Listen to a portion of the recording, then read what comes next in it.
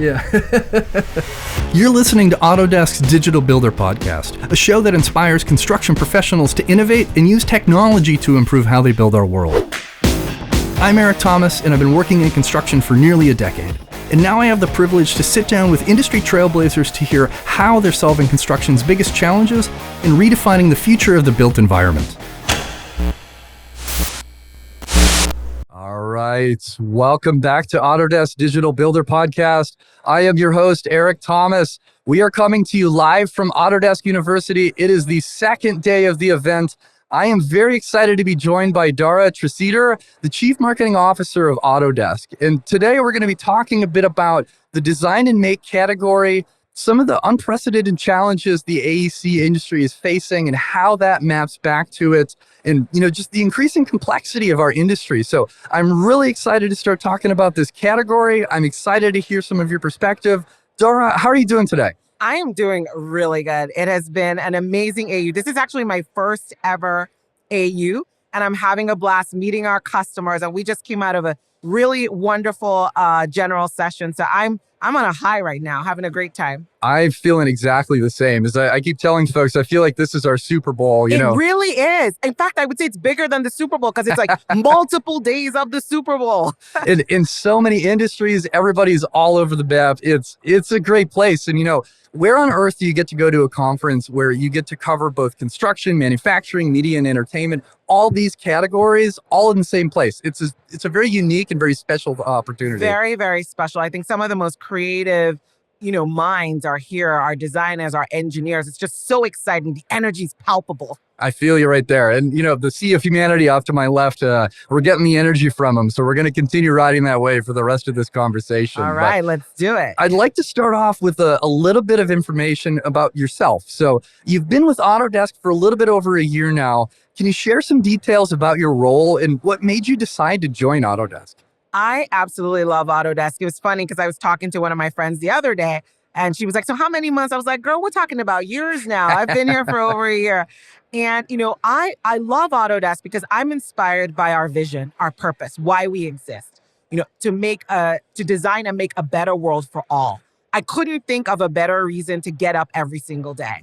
It's so funny because I have a 5-year-old who's in kindergarten. Well, he just turned 6, so now 6. And his teacher says to me, Johan is always so proud to say, my mom is designing and making a better world for everyone. She's not really an engineer, though. And it's such an opportunity, an amazing opportunity as a marketer to be in this space. When I was approached by Autodesk and I started learning and hearing about the incredible stories, the magnificent impact we and our customers are having in the world, I realized that as to be given the opportunity to be the chief marketing officer of a company like this was really a gift.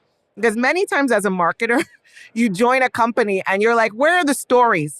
Okay, you have no stories. I have to make up stories. Whereas at Autodesk, it's an embarrassment of riches. There are so many stories that the challenge is actually picking which story are we going to tell and how are we going to tell it as effectively as possible. I feel you on that one, and it's a good problem to have. I feel similarly with Digital Builder as far as folks being excited to share their journey. It's such a privilege to be able to have these thought leadership-oriented conversations where we're talking about the industry. We're really here to help people and partner with them. And so I'm not going to go too deep there, or I'll talk for the next 15 minutes and everybody will be tired of us. But I'd like to get a little bit into what design and make actually is, and the definition of such a category. So can you do just that? Tell me, what is design and make? What does it mean to you, and what does it mean to Autodesk? Absolutely.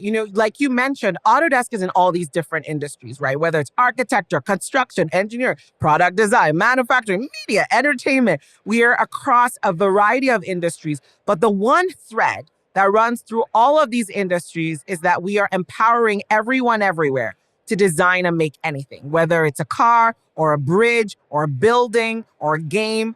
And we had to think about, how do we talk about all of the different services that we provide, all of the different products that we provide? And what really bubbled to the top is that at the end of the day, we are a design and make platform, right? We are a platform for designing and making anything. And so, a category is really a company or a group of companies that are solving a common problem. And the problem we are solving at Autodesk is designing and making anything. And so it's very exciting for us to start to talk about our design and make platform, especially with what we're doing with our customers, where we're now introducing exciting new technology like Autodesk AI that's going to help our customers do even more impactful things for their products, for their businesses, and for the world. I love how broadly you've captured what we touch. It's such an interesting moment because we're building the world, whether it is a building, as you alluded to, or any type of games or media and entertainment. Like any movie you've seen has likely been, touched by some Autodesk technology. It's a real privilege to be able to work for an organization that has such an encompassing scope. And I'd love to turn that narrative a little bit now and think about our customers more closely. Can you tell me a bit more from what you've heard in speaking to them and doing some research? Like, why is this so important for our customers specifically? It's been interesting because one of the things that I've enjoyed is actually hearing our customers talk about how important it is to them that we are having a broader category to define what we do. Because there's the convergence of technologies, right? Some of the technology that we're using in M&E with, designing and making that digital world and the worlds you see in movies and games is also being utilized in AEC with visualization. And that convergence is a unique thing that our customers are benefiting from. And so I've been hearing from them how excited they are about this power of convergence and how we're now talking about the platform that's going to enable them to do that and more. And that's the really cool opportunity here, because especially with AU, Yes, where you get to talk to those folks and just kind of bridge that gap. I'm aware that some folks don't necessarily know the scope of what we do. absolutely. And they show up at AU and they start seeing these presentations and it's just like, oh my gosh. I remember my first AU back in 2019 and I was overwhelmed because I didn't know the scope. And it's just so exciting to see how we've grown and that vision changing. And I know your team has been responsible for really leading some of this research and figuring out directly from our customers and the broader industries we serve, what this all means. So could you tell me a bit about the Design and Make report that came out recently and how that impacts this broader narrative? Honestly, I'm so inspired by that report. And I have to give the team all the credit because the research was actually underway even before I joined. And I remember, when you join as a new CMO, you're like, all right, let's look at it. What we got? What are we working with? And I remember having the discussion with the team and they were talking about this report. And I was like, wait, this is gold, people. This isn't just a regular report. This is industry breaking report. And what is exciting about this report is we're talking about the trends and the insights that are really critical for business leaders and practitioners across all of these different industries. We had over 2,500 customers kind of surveyed across all of our different regions, all of the different countries to really understand what is important, what should I be paying attention to, what should I be focusing on. And this report has been a hallmark report. I was just in London the other week meeting with one of our partners, and she was talking about how critical this report has been even for them, right? Our partners are utilizing it in the conversations that they're having with our customers. This report, which by the way, we are going to be releasing again in 2024, is a great piece of content that provides the research, the trends, the insights that are needed for anyone, anywhere who's designing and making anything. It's such a great starting point for those conversations. And if you need to convince your team that these themes are important, I feel like somebody can grab that and go like, look at this. We have 2,500 or more folks who have weighed in very seriously on the challenges they're facing, the things they're excited about. And so I'd love it if you could go a little bit deeper in uncovering a few of those broader themes so we can unpack those for everybody that's out there listening today. Absolutely. There were 3 themes that really stood out. I think one of the themes was business resilience, which I'm sure doesn't surprise anybody here, right? We are at a unique time in history where on one end, we have uncertainty.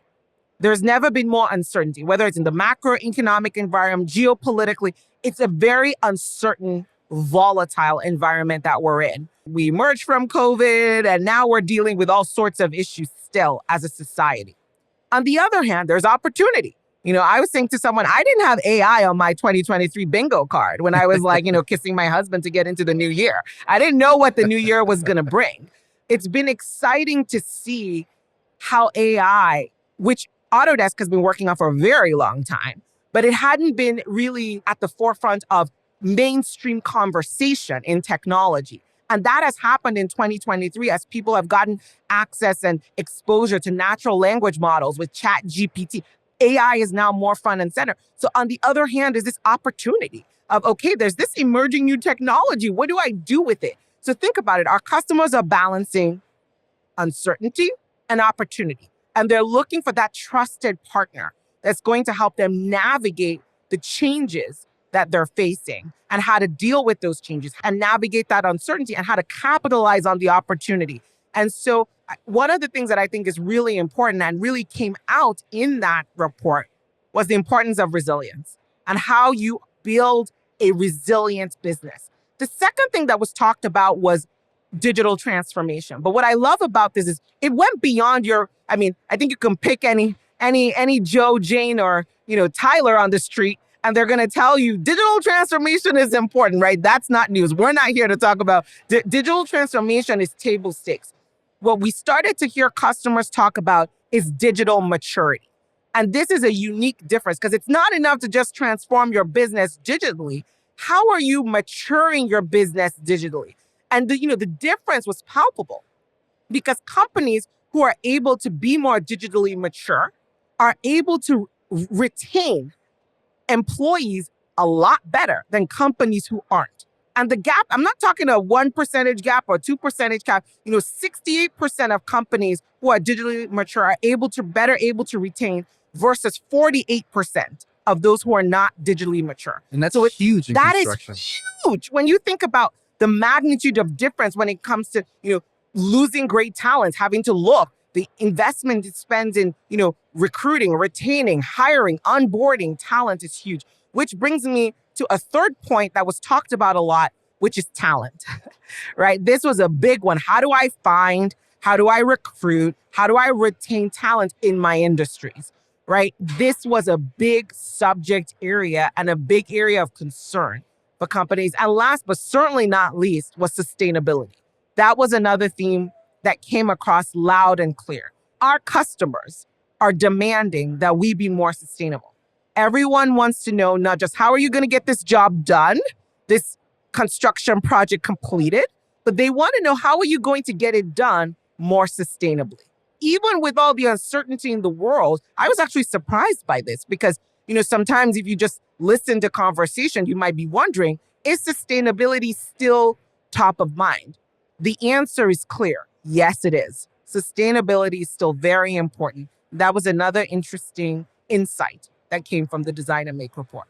I feel like we could have a 30-minute conversation on every single one of those points. And I've got a couple follow-up questions for you that I'll share in just a moment. But I love your focus on digital transformation because I feel some had gotten to a point where they go, this is a buzzword. Everybody's saying it, everybody's waving their hands.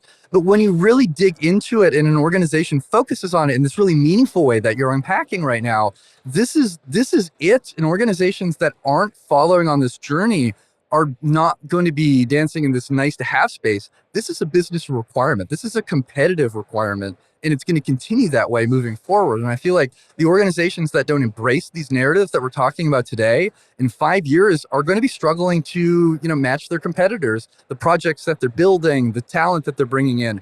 All of this is related. And I think it's one of the silver linings that came out of the few years of struggle that we had, where it kind of nudged everybody along in this digital journey in a way that, there's a lot of struggle there, but, I'm thankful that there is a small silver lining that's mixed into it.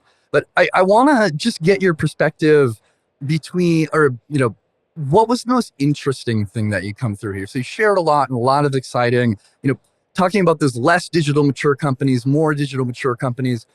I'd love to hear your thoughts a little bit there. It's a very interesting topic, right? Because again, I think thinking about digital transformation, but evolving to realize that digital maturity is so important.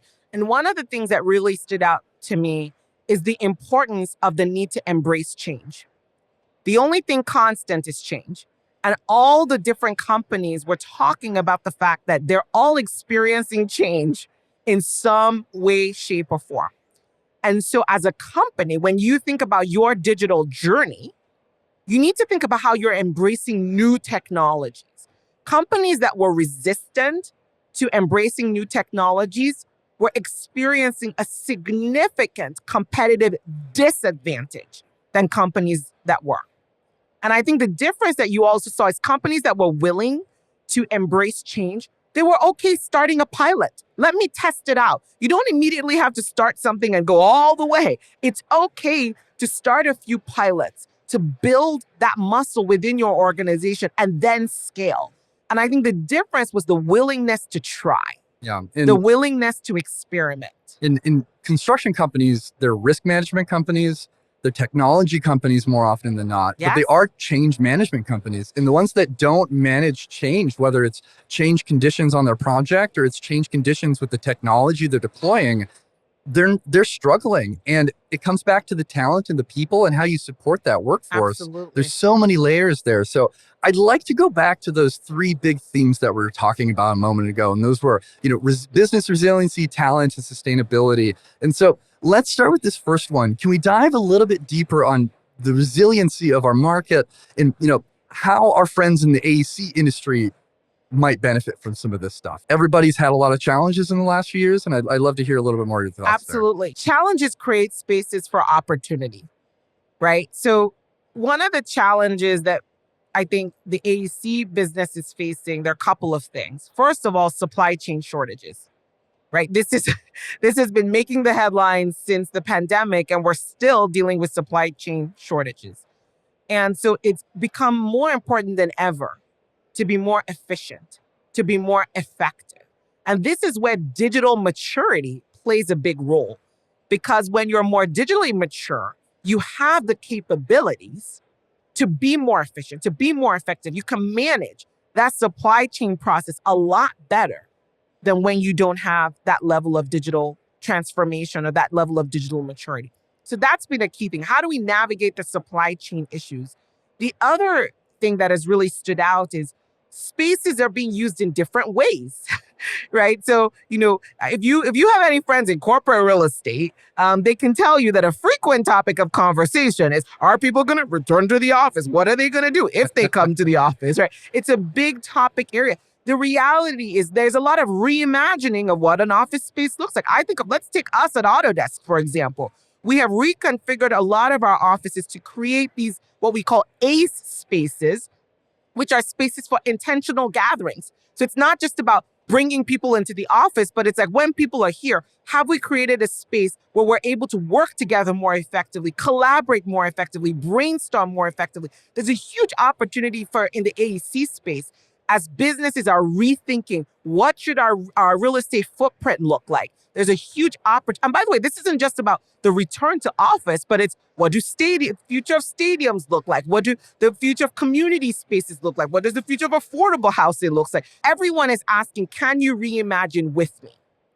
And when you have digital maturity, you're in a better position to be able to do that, specifically. Now, if we could talk about AI, right, and generative design specifically, some of the benefits around that when you're able to utilize some of these tools that can help you with the reimagining process. And I love this point so much because as we look at this broader uncertainty, you can't control that material shortage. If the material's not available, you don't have any impact on that. If you can't hire a person, and we'll talk about talent in a minute, that's a challenge that you have to manage. But your technology stack and the way you digitize things and you continue through this digital transformation, that is a lever of control that these organizations do have. And so everybody out there who is in this uncomfortable moment right now, looking for levers to pull on to hopefully improve their profit margins or even just retain their bottom line where it is right now, this digital narrative that we're having right now, that's where you should focus because you're in charge of that. You're in charge of your data. You get to make all these choices. And it's an exciting moment. And one thing I'm thankful for, because in the last 3 years, especially, our contractors out there, they've changed the narrative and how they talk about this. It's really encouraging. It's absolutely encouraging. And then not only is it encouraging, but I think it's inspiring. It is. Right? Because like you said, there are a lot of things you can't change. One of the big things that I like to focus on is control what you can control. Yep. Right? And I think it's inspiring to see how our contractors are doing just that. Yeah, the narrative is now not so reactionary with regards to data. I'm talking to more and more customers and partners, and everybody goes, what do we want to do with the data? And that was a question I wasn't hearing 3 years ago as often as I am now, and I'm really excited about it. So let's take a little bit of a closer look at the talent narrative. And I don't think the construction industry is any stranger to this conversation. Our aging workforce, specifically in the AEC industry, continues to march forward. We're having trouble getting folks to join the industry, and we have a gap. So what were you hearing in this research that, our friends in the AEC space might be interested to know Definitely about? heard that there's a gap. People are feeling the gap. People are standing in the gap. People are falling in the gap. People are watching the gap. There's a gap. And I think, but there's a gap, but there's also hope. Yeah. Right? There is hope because there is that next generation of talent who are trying to figure out, what should I focus on? What should I engage in? What industries should I choose to invest my career? And I think that this is a huge opportunity for the AEC industry to lean into education. And that's one of the things that I'm proud of what we're doing at Autodesk, is how we're leaning into that, right? Not only do we make our software available for free to all accredited, educational institutions in the many, many markets we serve all around the world, but we lean in to working with faculty. We lean in to engaging students. In fact, there's so many students here that I've had the pleasure and energy. I was like, okay, I'm definitely not crushing it with the Gen Zers on the TikTok. I'm going to be clear about that. But it's been great to kind of engage with them and hear what matters to them and why. And I'll tell you, we have never had a more conscious generation than the generation that's coming up. They care so deeply about purpose, about meaning, about impact. And I think that there's a huge opportunity to drive that in the AEC space, right? In the construction space, there's a huge opportunity to change how things are made so that we can make things more sustainably. We can make things in a way we can restore buildings that existed. We can create and design and make a better world for everyone. So there are huge ways to solve housing crisis, right? Ways to solve some of these societal issues. And that's what gets the next generation excited. So I think that there's a huge opportunity for contractors, for construction companies, for AEC companies to lean in and engage with students. And by the way, collaborate with Autodesk is a great way to do that. We are always excited to work with our partners and our customers to engage the next generation. And I love how you're leaning in on opportunity, because that word has such a place in this entire narrative that we're talking about right now. And when you step back and you look, folks sometimes get a little overwhelmed. They look at their data strategies, they look at all these choices they have to make, and they sit in this state of decision paralysis. But you have to remember that this is an opportunity for you to improve the way your business works, improve the talent that you're bringing into your teams, and showing the younger generations, as you astutely pointed out, that AEC is an exciting place to work. There's so many cool technologies. There's so many great things happening. And so I'm just encouraged as we continue to build this, but there's a lot of work to do. We really have to push this narrative forward to show folks that this is a place that is inclusive and a great place to work, and you should be here with us. There absolutely is a lot of work to do. And one thing I'll say is, let's meet people where they are.